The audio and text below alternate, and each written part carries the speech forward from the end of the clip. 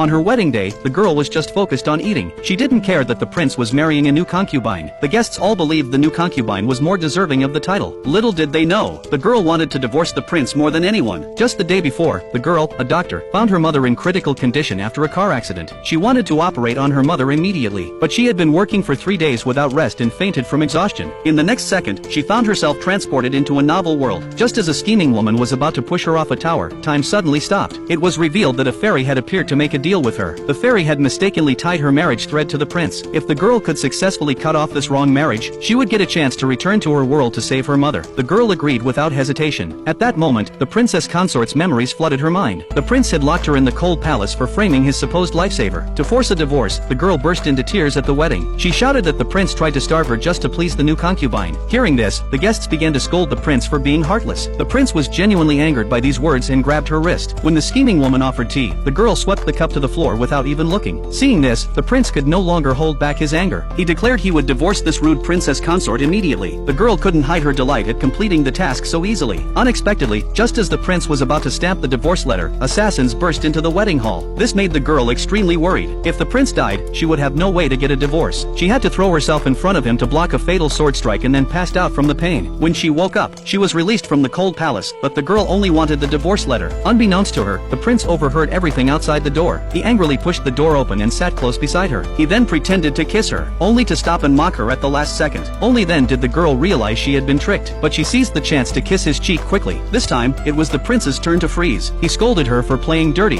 then left in a fluster. The girl needed a new plan for divorce.